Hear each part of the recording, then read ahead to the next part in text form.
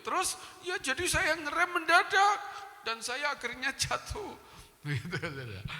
Oke, nah terus selesai itu sampai di rumah, nah saya tanya, nah sekarang Mbak saya mau tanya, menurut kamu ayam itu nyebrang di depan kamu itu diizinkan Tuhan enggak? Saya bilang.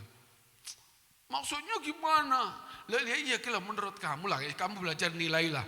Itu ayam pas lagi kamu lewat, lah kok ya nyebrang gitu loh.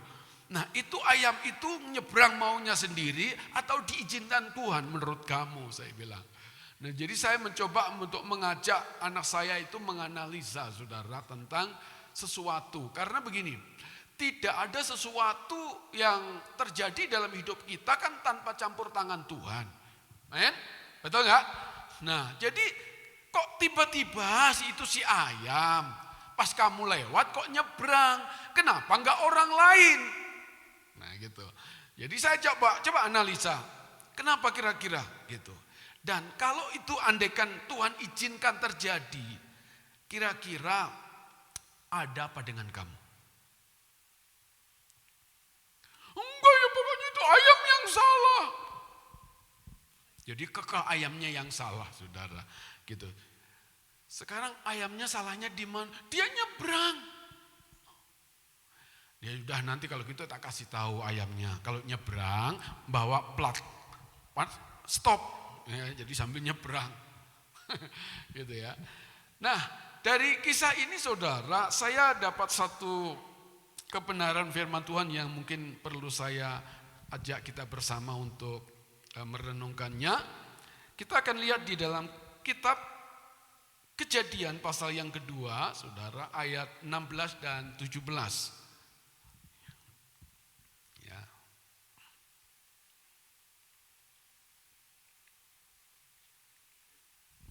Ya, kita baca bersama ya. 3, 2, 1.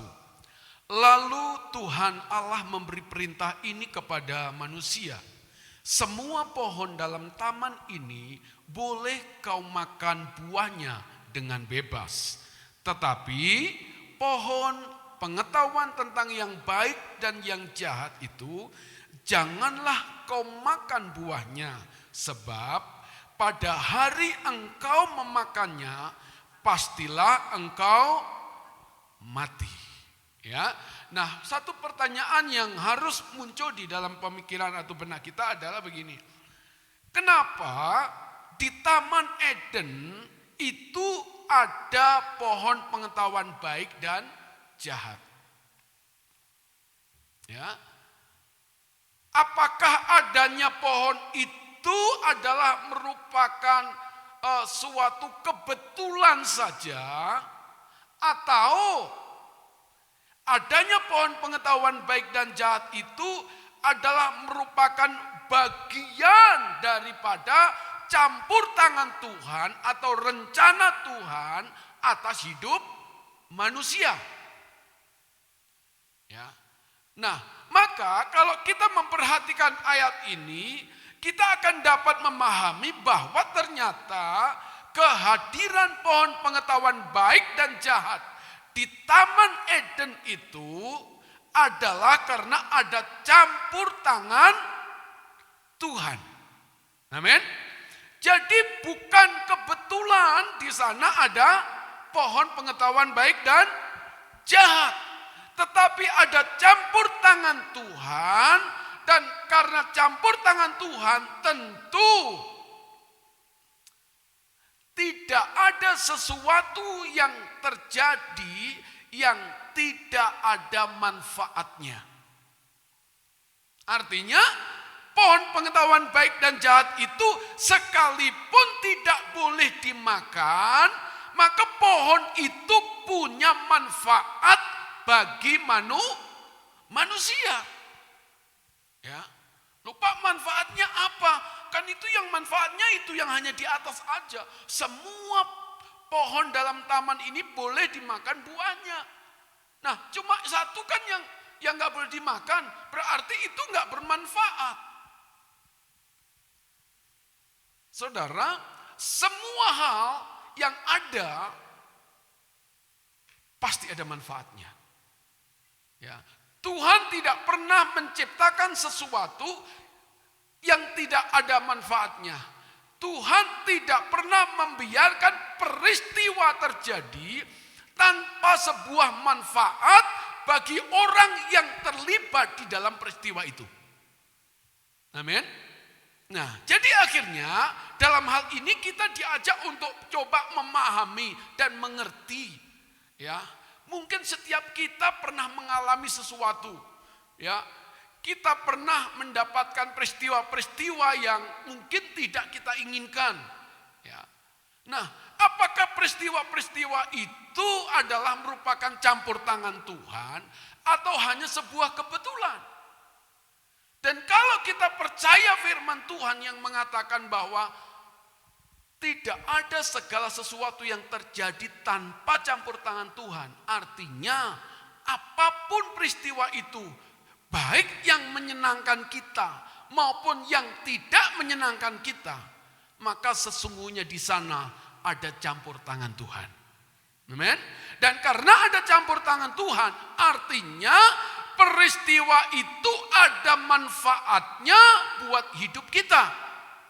Amin. Nah, masalahnya adalah apakah kita dapat merespon manfaat itu dengan baik atau tidak? Ya. Nah, sama seperti adanya pohon pengetahuan baik dan jahat di Taman Eden ini. Nah, apa sih manfaatnya buat Adam dan Hawa? Apa manfaatnya? Toh juga nggak boleh dimakan. Ya, lalu nggak usahlah ada pohon pengetahuan baik dan jahat. Beres kan? Kalau itu tidak ada kan berarti manusia nggak jatuh dalam dosa, gitu. Ya. Jadi apa manfaatnya sebenarnya pohon pengetahuan baik dan jahat itu, gitu ya? Sebuah statement yang mengatakan begini, semua ciptaan Allah itu bermanfaat, tapi kita saja yang belum mengetahuinya. Semua peristiwa yang menyertai hidup kita itu pasti bermanfaat buat kita. Masalahnya kita saja yang belum mengertinya. Ya, ada sebuah cerita menarik begini. Satu kali ada seorang anak muda, saudara, yang mereka itu sedang bermain di taman. Ketika anak muda ini sedang bermain di taman, lalu kemudian pas lagi ngeliatin bunga, oh ini rumah bagus ya, ini keren. Pas lagi lihat bunga, tiba-tiba datanglah sang kumbang. Ya, kumbang itu mendatangi bunga, lalu menempel di bunga. Dan ketika anak muda ini memperhatikan kumbang yang sedang nempel di bunga itu, dia mulai berpikir, ini binatang apa? Kok ya ada aja sih binatang kayak gini. Lalu apa manfaat ada binatang kayak gini teh? Ini kan malah membahayakan orang. Gitu saudara, ya, di anak muda ini. Lalu akhirnya anak muda itu meninggalkan tempat itu, saudara. Dan satu ketika beberapa hari kemudian, anak muda ini tiba-tiba mengalami satu penyakit, saudara, yang tubuhnya itu melepuh-melepuh. Apa itu ya melepuh-melepuh? Kayak seperti bekas kebakaran gitu loh. Ya, jadi awalnya gatal, terus kemudian seperti itu penyakit. Dan itu sudah dibawa ke berbagai dokter, sudah dikasih salep, berbagai macam obat sudah coba diberikan, dan itu tidak pernah sembuh, saudara. Gak sembuh-sembuh, masih semakin bertambah, saudara, parah. Lalu akhirnya si pemuda ini mendengar bahwa ada orang hebat. Ya, dia bukan dokter, tapi ya kayak mungkin sejenis dukun lah atau gimana begitu. Tabib lah ya, kalau dukun kan nggak enak ya. Ada tabib. Lalu tetangga di kampung sebelah. Lalu dia ngomong sama orang tuanya, itu saya dengar ada tabib di kampung sebelah. Cobalah suruh datang ke sini. Kita udah dokter kemana-mana, mulai dari Singapura, Malaysia, seluruh Indonesia diubek-ubek, ya toh, nggak sembuh-sembuh, gitu. Cobalah, wah, ngapain dokter aja yang sudah sekolah tinggi, apa dia nggak bisa menyembuhkan kamu, apalagi hanya seorang tabib, apalagi tabib kampung. Tapi cobalah, ya kita usahalah, coba siapa tahu bisa sembuh. Ya. Dan akhirnya ya demi anaknya, anak muda ini supaya sembuh, maka diundanglah sang tabib dari kampung sebelah itu. Dan ketika sang tabib itu datang, ya dia mulai periksa-periksa, ya nggak pakai mantra saudara, cuman dia bilang, oke, saya mau pulang dulu, besok saya datang lagi, begitu saudara. Loh, mau kemana Beb? Ini kita butuh, iya saya tak cari obat dulu. Nah, singkat cerita, si tabib ini akhirnya pergilah ke hutan. Ini hutannya di mana Pak? Di sini ya, Lembang. Ya, dicari ke hutan, ke gunung sana saudara. Dan akhirnya dia menemukan kumbang. Ya, dia menemukan sekumpulan kumbang saudara dengan rumahnya itu. Lalu akhirnya dari situlah dia ambil kumbang-kumbang itu saudara. Setelah dia ambil kumbang itu, kemudian dia pulang ke rumah dan dibakarlah kumbang-kumbang itu. Ya, setelah dibakar sampai hangus, kemudian dihaluskan. Ya, dihaluskan sampai halus, kemudian besoknya dia datang lagi kepada si pasien anak muda tadi dan akhirnya dia obatin. Ya, ketika dia mulai obatin saudara dari penyakit-penyakit yang melumpuh tadi, ya 2, 3, 4, 5 hari mengering saudara obat itu. Ya, tubuhnya, ya luka-lukanya mengering semuanya. Lalu si anak muda ini bertanya sama tabib, Tabib, ini obat apa? Dokter-dokter nggak bisa menyembuhkan saya, kenapa tabib bisa?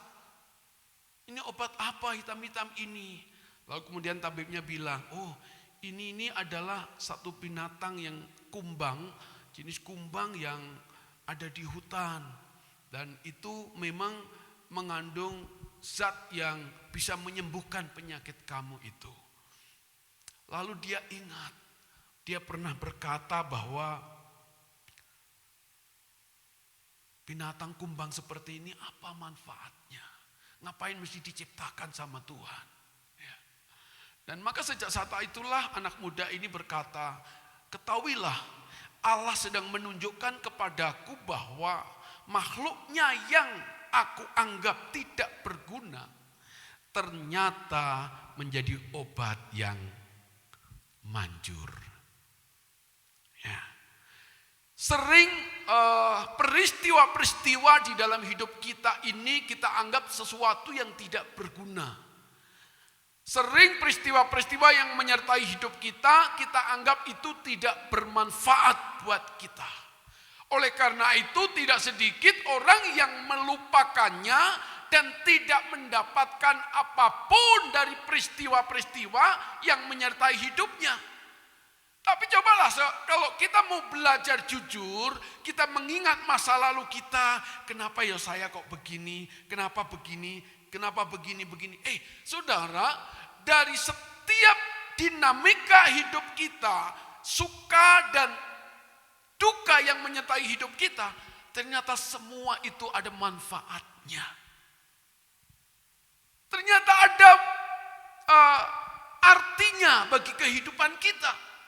Demikian juga dengan yang namanya pohon pengetahuan baik dan jahat tadi. Oleh karena itu Bapak Ibu, ketika orang mengalami sebuah peristiwa, sering kita salah di dalam merespon. Ya, maka kita perlu belajar tentang apa sih sebenarnya manfaat pohon pengetahuan baik dan jahat itu bagi hidup kita sebagai manusia. Ya. Padahal kalau nggak ada itu kan aman, manusia nggak jatuh dalam dosa. Ya. Tapi kenapa itu Tuhan izinkan? Coba kita akan baca ayat ini ya. Firman Tuhan berkata demikian. Dan supaya aku jangan meninggikan diri karena pernyataan-pernyataan yang luar biasa itu, maka aku diberi suatu duri di dalam dagingku, yaitu seorang utusan iblis untuk menggocoh aku, supaya aku jangan meninggikan diri. Nah, Paulus mencoba untuk memahami tentang kenapa Tuhan menyediakan atau menempatkan duri di dalam dagingnya. Ya. Paulus mencoba untuk belajar, untuk melihat kenapa sih kok ada duri dalam daging saya. Ya. Rasanya nggak perlu deh ada duri. Ya.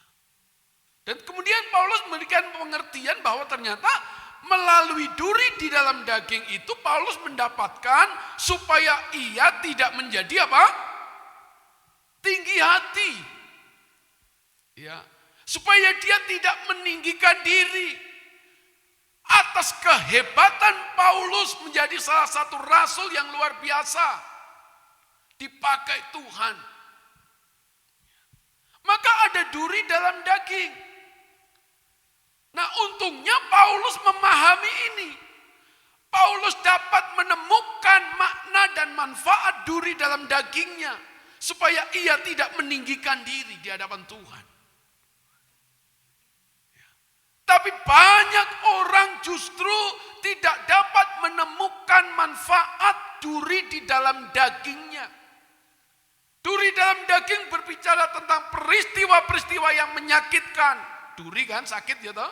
Nah, peristiwa-peristiwa yang menyakitkan yang menyertai perjalanan hidup kita ini. Banyak orang tidak memahami. Sehingga tidak heran kalau akhirnya orang tidak mendapatkan manfaat dari duri yang ada di dalam dagingnya itu. Padahal saya kasih tahu Bapak Ibu. Peristiwa-peristiwa yang menyakitkan yang menyertai hidup saudara. Itu manfaatnya jauh lebih besar daripada manfaatnya kesenangan-kesenangan yang menyertai hidup saudara. Saya kasih tahu. Ya. Maka renungkan ketika ada peristiwa-peristiwa yang menyakitkan dalam hidupmu. Ya, aduh, kenapa kayak gini ya? Pelajari. Maka saya tanyakan sama anak saya tadi, menurut kamu ayam itu diizinkan Tuhan gak nyebrang di depan kamu?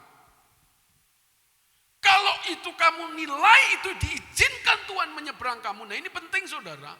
Ya. Jangan anggap sesuatu yang terjadi dalam peristiwa kita yang membuat kita sakit, yang membuat kita menderita, saudara. Itu lalu kemudian kita anggap, kebetulan di dalam Tuhan tidak pernah ada istilah kebetulan.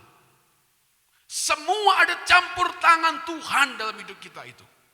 Jadi kalau Tuhan izinkan kita mengalami peristiwa yang tidak mengenakan, peristiwa yang menyakitkan, saudara.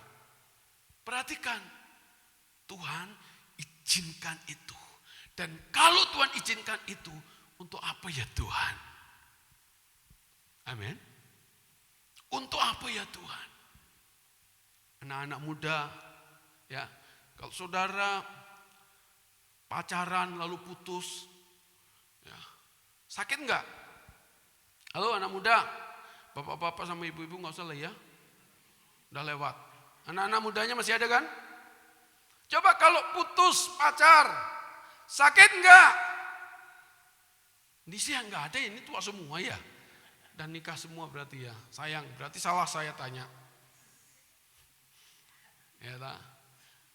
Kalian enggak usah lalu kemudian meratapi diri, menyalahkan diri atau bahkan menyalahkan pacar kamu. Tapi mari tangkaplah bahwa di situ ada campur tangan Tuhan. Tuhan, kenapa ya saya diizinkan putus sama dia? Ya. Saya, jujur saudara, saya punya pacar di Kalimantan dulu, di Balikpapan dulu. Oh saudara, saya kasih tahu pacar saya cantik banget. Ya, serius ya. Waktu saya di Kalimantan, saya pacaran sama dia itu masih SMP. Anak SMP diajak pacaran. Ya, tapi mama papanya seneng gitu, mama papanya seneng. Ya, dan nggak ada badai yang membuat kami putus, nggak ada. Hanya satu yang membuat kami harus putus, saudara. Dia nggak mau saya ajak nikah dan tinggal di Bandung, itu saja. Ya, sebelum sama istri yang sekarang loh ya. Jadi saya ajak, nih saya panggilan Tuhan panggil saya dari Bandung. Kamu mau enggak? Kita nikah, lalu tinggal di Bandung. Oh enggak mau.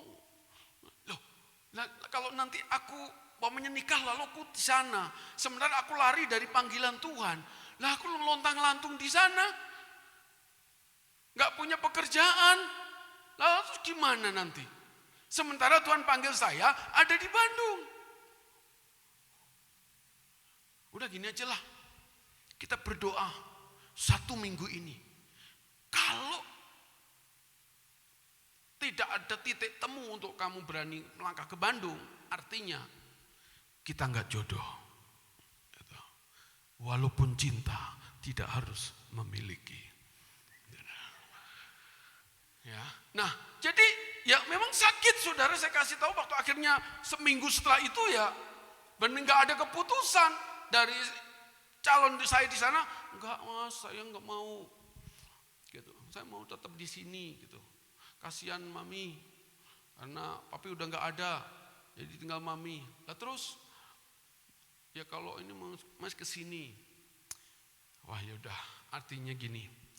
Kita enggak jodoh. Beres kan? Kita ketemu kan? Kebenarannya temu walaupun sakit. Ya toh? Enggak bisa berdampingan dengan orang yang dicintai itu sakit, saudara. Tapi everything okay. Gitu, enggak masalah, saudara. Jadi kita temukan kebenarannya. Oh, enggak jodoh. Artinya Tuhan memang tidak izinkan untuk hidup bersama dengan dia. Ya. Lalu akhirnya cari lagi. Ya, ketemulah dengan Boru Sirait. Ya.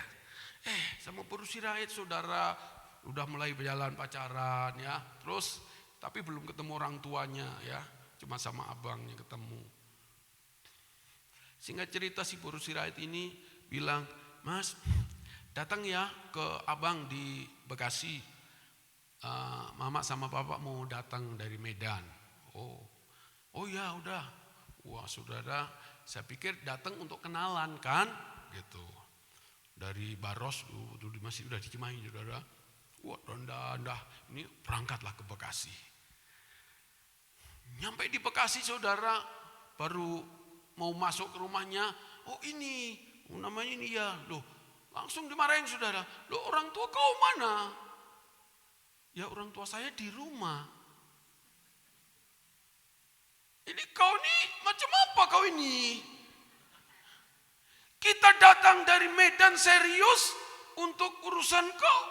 Kau datang sendirian gak menghargai kami. Aku tambah bingung ibu. Ini bapak-bapak ibu-ibu orang Batak ada. Ini kira-kira maksudnya apa? Jadi ternyata ada miss saudara dalam pembicaraan. Jadi orang tua di sana itu bawa bapak tuanya juga sudah gitu. Jadi ceritanya mereka itu datang ke sini nih sekalian lamaran. Kita nggak siap saudara, gitu ya toh, nggak siap mau lamaran lah. Saya bilang, gimana ini? Gitu. Jadi saya diomelin saudara sampai jam 12 siang. Ya, jadi perut saya itu udah pagi nggak sarapan, juga saking wah cepet mau ketemu calon mertua nih gitu ya, seneng sana. Saudara, wah sudah habis saya saudara. Sampai jam 12 siang saudara. Ini namanya perut saudara, nggak pernah kerasa lapar. Ya. Akhirnya sampai capek mereka saudara, akhirnya makan siang. Lalu saya sama si Boru Sirait ini saya bilang, kau ini ngomong gimana sih? Aku suruh datang ke sini, tapi itu bapak mama kok nanyain orang tua saya. Iya saya juga kaget saya. Jadi dianya sendiri juga kaget. Rupanya maunya sih langsung ada pembicaraan gitu dengan orang tua gitu. Jadi gimana? Waduh. Ya gini aja lah. Yang jelas bertentangan banget saudara. Dari sana udah ya pakai bahasa Batak beberapa yang saya sudah sempat agak ngerti saudara. Dia bilang, udahlah. Jadi gini aja. Saya mesti balik, izin pulang. Ya kalau nanti Tuhan ini izinkan, kita ini lagi lah. Dia bilang gini, Mas, kita kawin lari aja. Wah, kawin lari, rasanya sebagai hamba Tuhan gak pas lah ya. Kawin sambil lari. Akhirnya udah gini aja. Udah. Kita doa sama Tuhan, kita doa lagi lah. Kita doa lagi, kalau Tuhan izinkan ya kita lanjut, kalau enggak ya enggak. Dan akhirnya enggak lanjut, saudara. Sampai akhirnya saya ketemu sama istri saya sekarang. Ya. Saya menikah, dia masih sendirian. Satu saat ketemu di Kuningan waktu sidang, saudara. Kamu aku enggak nikah-nikah. Kenapa? Dia bilang, memang enggak jodoh ya sudahlah. Kita bukan jodoh. Jodohku memang dengan yang istri sekarang. Betul ya? Nah, gimana? Enak? Enak santai saudara. Gitu. Enggak sakit hati. Karena apa? Kita tahu di sana ada sesuatu yang Tuhan campur tangan. Kita temukan manfaatnya saudara.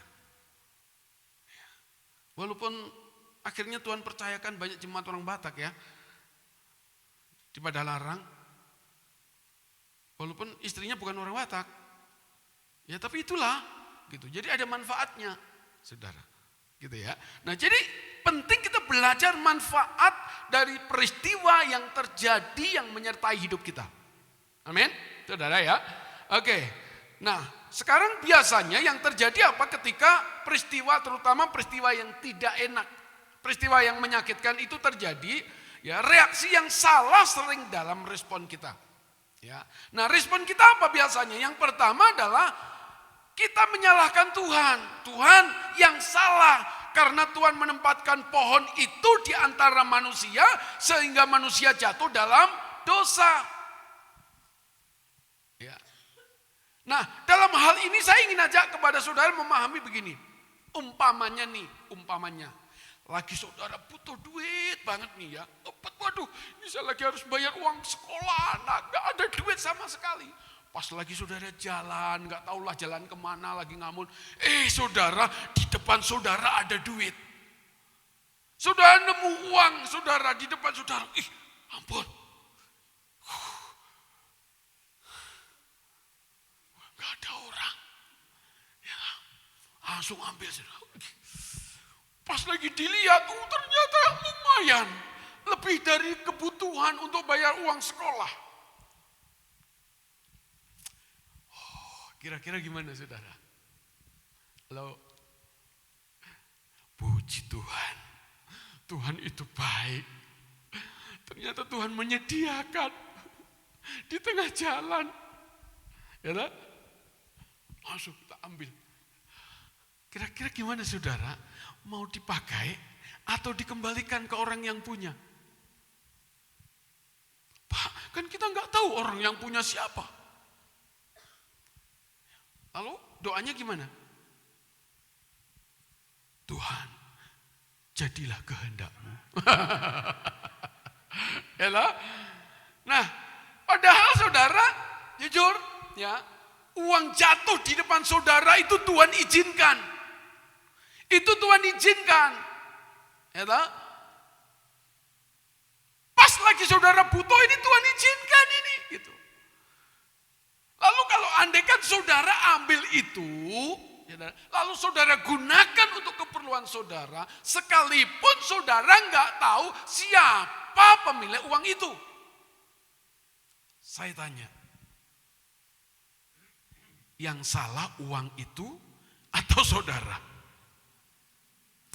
Sekarang saya tanya gini, saudara kira-kira tahu nggak uang itu milik siapa? Nggak tahu kan? Dan ketika sudah saudara yang menemukan, apakah menurut saudara itu uang saudara? Halo? Itu bukan milik saudara. Artinya ketika itu bukan milik saudara, berarti saudara tidak punya hak untuk menggunakan uang itu, kan begitu? Jadi kalau saudara menggunakan berarti bersalah. Berdosa, betul? Nah, saudara berdosa, berarti dalam hal ini yang salah siapa? uangnya atau saudara? Oke. Kita cari contoh yang lain, mohon maaf. Ini contohnya sedikit agak vulgar, tetapi ini penting untuk saudara memahami. Siapa yang suka pergi ke Bali? Wah, oke. Kok emak-emak semua ya? Yang bapak-bapaknya nggak pernah pergi ke Bali? Anak-anak muda laki-laki nggak pernah pergi ke Bali? Belum pernah ada, Pak? Bapak belum pernah? Oh ya sama tayo. Oke, jadi gini, saya itu sering dengar cerita dari teman-teman laki-laki yang sering pergi ke Bali gitu. Kok apa sih keindahan di Bali sebenarnya gitu. Nah, tapi menariknya begini kalau laki-laki, bahwa yang diceritakan kalau pergi ke Bali di sana banyak bule. Ya, terutama di pantai, ya toh? Mohon maaf saudara, bule-bule kalau di pantai biasanya pakaiannya seksi. Betul? Nah, pertanyaan berikutnya. Lalu saudara lihat. Lalu ketika saudara lihat, yang salah bulenya atau saudara?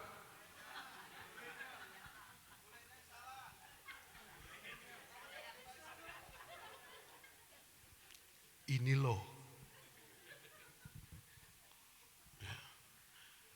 Jangan pikir bule di sana lewat pakaian seksi di depan saudara, itu kebetulan.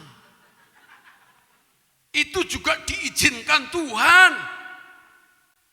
Astagfirullahaladzim. Lalu tutup mata. Tutup mata tapi yang sini lubang. Ya. Nah ini sama peristiwanya saudara. Ya. Jadi banyak orang tanpa disadari menyalahkan orang lain. Mencari kambing putih. Hitam terus jangan gitu. Karena ganti istilahnya kambing putih. Ya begitu. Kita salahkan. Ya mungkin ya itu tadi. Dia sih gitu ya. Poin kedua ini. Atau ini yang disalahkan pohon itu yang salah, maka harus disingkirkan supaya manusia jatuh dalam dosa, supaya manusia tidak jatuh dalam dosa.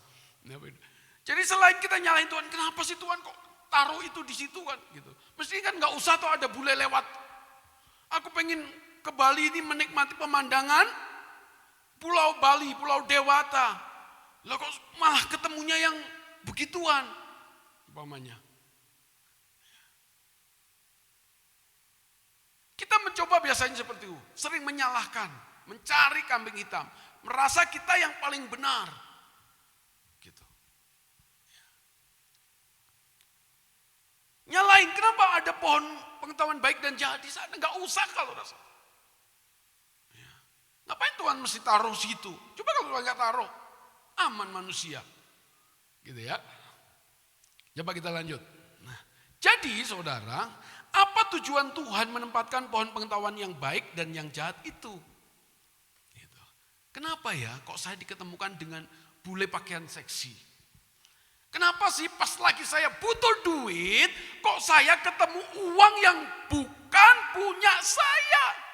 Dan saya nggak tahu siapa pemiliknya. Itu godaan yang membuat kita menyalahkan godaan itu. Jadi yang benar kira-kira gimana? Bulenya yang diusir? Ya, atau bulenya yang langsung sudah ambil baju, pakai baju yang benar tuh. Bajuin gitu saudara. Ya, atau sebaliknya saudara menyalahkan uang itu, ini uang ini bikin aku dosa aja, udah saya buang aja. Mamanya. Nah itu yang terjadi saudara ya. Yuk supaya kita tahu siapa yang salah sebenarnya. Pohon pengetahuan baik dan jahat atau manusia. Ya, ya. Kita lihat kembali ayatnya ya. Dikatakan begini, janganlah kau makan buahnya. Hukum ini berikan kepada siapa? Kepada manusia. saudara. Hukum ini diberikan kepada manusia, bukan kepada pohon pengetahuan baik dan jahat. Sehingga kalau begitu siapa yang menyebabkan manusia jatuh dalam dosa? Halo? Ini ada sesuatu yang baru, saudara. Biasanya orang menyalahkan iblis. Iblis yang salah menggoda Hawa. Sehingga Hawa makan buah itu. Saudara, di dunia ini, dimanapun saudara berada, godaan akan tetap ada. Perhatikan, saudara mau pergi kemanapun, yang namanya godaan tetap ada. Apapun bentuk godaan itu. Gitu. Anggaplah godaan itu adalah pohon pengetahuan baik dan jahat bagi hidupmu. Gitu. Ketika engkau ketemu dengan godaan itu, ingat, firman Tuhan berkata, janganlah kau makan buahnya. Ada perintah yang melarang. Sekalipun ada godaan, jangan kamu tergoda. Amin. Jangan kamu tergoda. Karena kalau kamu tergoda, artinya apa? Kamu melanggar perintah ini. Janganlah kau makan buahnya. Ya. Sekalipun saudara, mohon maaf, ada orang yang telanjang lewat depan saudara. Kalau hatimu bersih, engkau tidak akan pernah tergoda. Betul. Saudara tidak akan pernah tergoda. Kenapa? Karena perintah itu untuk kita. Ya. Bukan untuk si penggoda, bukan. Tapi untuk kita.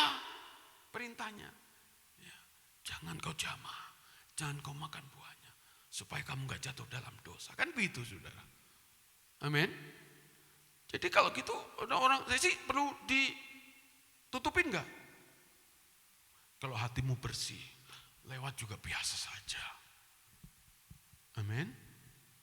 Sudah cek di internet, saudara, pemerkosaan itu justru terbanyak di negeri yang wanitanya ditutup rapat.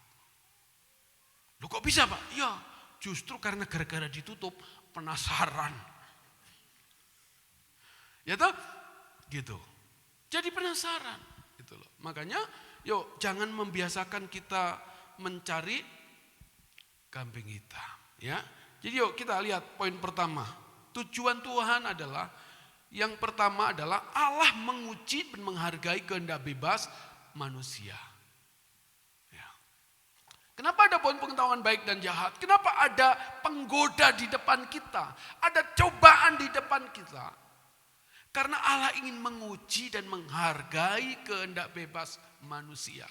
Saudara diciptakan bukan menjadi seorang robot atau robot yang mengerjakan. Ya, enggak. Karena di dalam diri saudara ada free will, ada kehendak bebas. Nah maka ketika hukum itu diberikan, saudara, tujuannya adalah menguji kehendak bebas saudara. Apakah oleh karena ada hukum itu, ada cobaan itu, ada pohon pengetahuan baik dan jahat itu, kemudian kehendak bebasmu tidak terkontrol. Free willmu liar, maunya sendiri.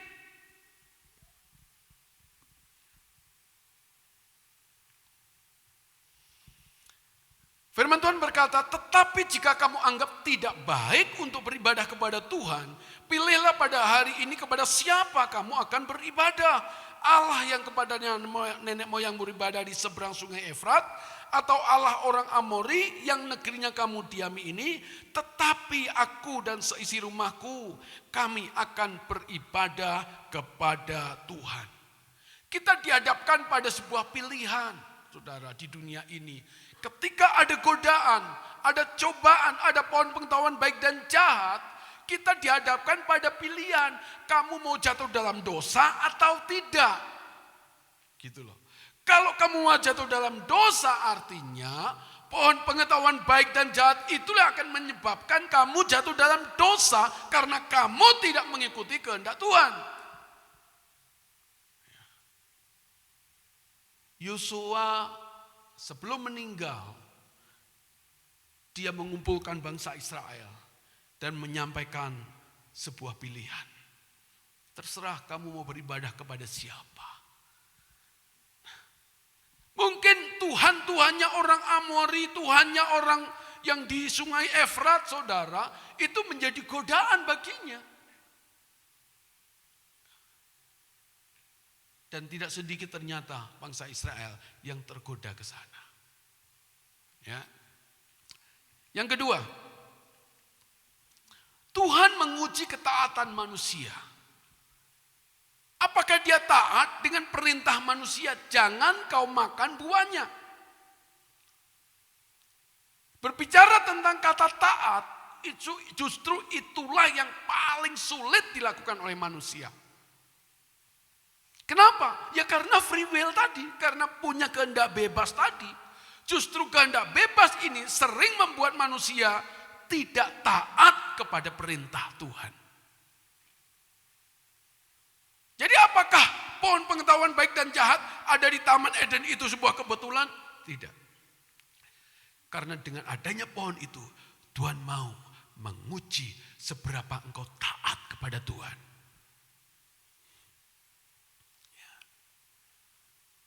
Segala jalan orang adalah bersih menurut pandangannya sendiri, tetapi Tuhanlah yang menguji hati. Jadi setiap peristiwa yang terjadi dalam hidupmu, halo? Apakah itu membuat saudara jatuh dalam dosa? Atau peristiwa itu justru membuat saudara menjadi semakin taat kepada Tuhan?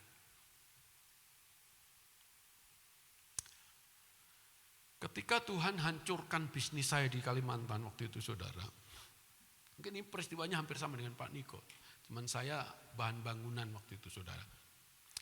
Dalam satu hari, jadi saya dulu setelah kerja itu akhirnya saya bikin bisnis lah, saudara. Jadi saya menemukan bukit pasir, pasir gunung begitu. Nah saya tawarkan ke beberapa proyek dan itu berhasil. Sehingga saya bisa punya bisnis yang menguntungkan pada saat itu. Saya masih muda, saya udah berpikir luar biasa. Oh puji Tuhan, saya nanti udah ini bisa pulang kampung, beli sawah, beli tanah gitulah ya. Namanya juga orang kampung, saudara, cita-citanya pasti ke sana. Ya. Saudara, dalam satu hari yang sama mengalami mobil yang ngangkut pasir itu dua-duanya mengalami kecelakaan, saudara. Ya. Nah, disinilah pelajaran yang saya dapat. Apakah di sana tidak ada campur tangan Tuhan? Apakah itu hanya sebuah kebetulan atau sebuah hukuman? Sampai saya rajin loh melayani Tuhan, walaupun saya waktu itu masih jemaat, tapi rajin gitu loh, saudara. Ya, ke gereja rajin, dari bisnisku aku juga kasih persepuluhan, persembahan, bantu Pak Gembala melayani bersama-sama dengan Bapak Gembala saya di Kalimantan waktu itu. Tapi kenapa Tuhan izinkan ini hancur? Apa yang salah dengan aku? Cari, saudara. Cari apa maunya Tuhan. Dan ternyata maunya Tuhan, saya melayani Tuhan sepenuh waktu.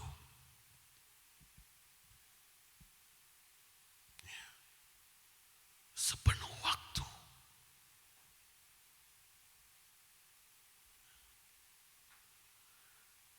Jadi dalam peristiwa dalam hidup kita ini tidak ada yang nggak ada campur tangan Tuhan, saudara. Akhirnya Tuhan menguji, kamu taat enggak? Taat enggak untuk kamu melayani aku sepenuh waktu? Maka saudara, saya nangis sama Tuhan, Tuhan ampuni saya. Saya puasa, saudara, doa puasa 1 bulan penuh. Sampai akhirnya saya memutuskan, ya Tuhan, aku mau taat. Tuhan ingetin saya sama Yunus, saudara. Ya, bukan Yunus Mulyana, bukan ini. Yunus yang di dalam Alkitab itu, saudara. Saya ingat sama Yunus itu, ya, dimakan ikan, saudara. Untung itu Yunus itu di dalam ikan itu nggak langsung digiles sama organ-organ tubuh ikan itu yang menghancurkan kan. Itu kalau itu kan udah hancur udah seharusnya.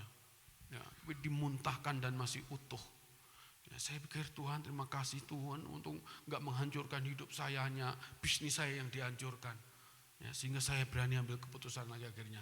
Saya tahu saya mau taat sama Tuhan. Dan memang untuk taat saudara itu bukan perkara mudah. Ada pengorbanan, ada banyak hal yang ini kalau ceritain bisa sampai sore ini loh Pak. Mau sampai sore? Jangan mau, saya ini yang gak mau. Ya. Saya dihabisin sama Tuhan bukan hanya dalam bisnis. Ketika saya akhirnya taat sama Tuhan untuk memenuhi panggilan itu saudara. Ada dinamika yang paling menyakitkan lebih lagi saudara yang menyertai perjalanan saya untuk saya sekolah Alkitab di Petamburan. Wah itu kalau ceritain ngenes banget saudara, sangat ngenes banget. Tapi gak usah ceritain lah, terlalu lama. Ya, oke, next kita langsung masuk yang ketiga. Ya, nah apa maksud Tuhan menempatkan pohon pengetahuan baik dan jahat, godaan-godaan, penderitaan yang terjadi dalam hidup kita? Dikatakan Allah mau manusia mengendalikan hawa nafsu. Bersama-sama katakan, Allah mau manusia mengendalikan hawa nafsu. Ya ini saudara. Udah dikasih Tuhan gampang. Semua pohon boleh kamu. Cuman satu. Kalau jumlah pohon itu 1.000 atau 2.000 pohon.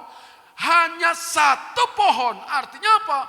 1.999 pohon, buahnya bisa kita nikmati. Apa susahnya dengan satu pohon? Halo? Saudara bayang gak kalau Tuhan bilang, dari 1.000 pohon, 500 jangan kamu makan buahnya. Susah saudara. Kenapa? Yang boleh 500, yang gak boleh 500. Tuhan gak nyebutin buah apa saja yang boleh dan yang gak boleh. Ya, alpukat boleh, manggis gak boleh, jeruk boleh, nanas gak boleh, umpamanya gitu ya jelas ya. Nah, bayangkan, tapi kalau Tuhan bilang pokoknya 500 boleh kamu makan, yang 500 gak boleh dimakan. Saudara, aduh ini buah ini boleh gak ya? Yang ini boleh gak ya? Yang ini yang boleh yang mana? Saudara dibuat bingung loh saudara. Nah Tuhan tahu itu, maka Tuhan cuma ngasih satu tok. Pengetahuan baik dan jahat. Semua boleh dimakan, hanya satu yang gak boleh. Apa susahnya? Artinya begini, Alkitab berkata, pencobaan-pencobaan yang kamu alami tidak melebihi kekuatan kamu. Artinya apa? Cobaan yang terjadi dalam hidup kita, sebenarnya semua itu bisa kita tanggung. Halo? Semua itu bisa kita hadapi. Semua itu dapat kita lewati. Ya. Maka jangan tergoda dengan pencobaan. Ya. Hiduplah sebagai anak-anak yang taat dan jangan turuti hawa nafsu yang menguasai kamu pada waktu kebodohan. Jadi akibat daripada kita tidak taat saudara. Ya. Kita jatuh dalam dosa. Jadi sekali lagi melalui firman ini kita diajarkan hal penting ya. Kita lewatin. Jadi yang keempat, Allah mau supaya manusia mematikan keinginan daging. Mematikan bukan berarti lalu kemudian bunuh diri, saudara, supaya dagingmu nggak punya keinginan. Mematikan di sini artinya lebih kepada mengendalikan. Ya. Jangan terlalu meliarkan kedagingan kita. Ya. Berbuat semena-mena, berbuat semau gue. Gitu. Ya. Nah, jadi 4 poin inilah yang Tuhan ingin ajarkan kepada kita. Kenapa ada pencobaan? Kenapa ada pohon pengetahuan baik dan jahat? Kesimpulannya, ketika kita masih diberikan kesempatan untuk bangun di pagi hari, Itu artinya Tuhan masih memberikan kesempatan pada kita untuk mengelola kehidupan ini seturut kehendak Tuhan. Ya. Jadi kalau saudara bisa sampai di sini nih, oh haleluya saudara. Ya. Yuk kita kelola kehidupan kita. Ya. Yuk jangan cari kesalahan orang lain. Ingat hukumnya adalah buat saya, buat kita, bukan buat orang lain. Ya, bukan buat barang lain, buat benda lain, bukan. Buat kita hukum itu. Jangan kamu memakannya. Amin. Ya. Yang kedua, hidup itu membutuhkan suatu perjuangan sebab tidak ada satu hal pun yang mampu sukses tanpa adanya perjuangan di dalamnya. Untuk kita melewati cobaan, untuk kita melewati kehidupan-kehidupan yang tidak baik, saudara, butuh perjuangan. Dan percayalah, di dalam perjuangan, saudara tidak berjalan sendiri. Ada Tuhan yang menyertai kita. Immanuel, Tuhan menyertai kita. Dan ketika Tuhan menyertai kita, saudara mampu melewati semuanya itu. Beri tepuk tangan buat Tuhan Yesus. Haleluya.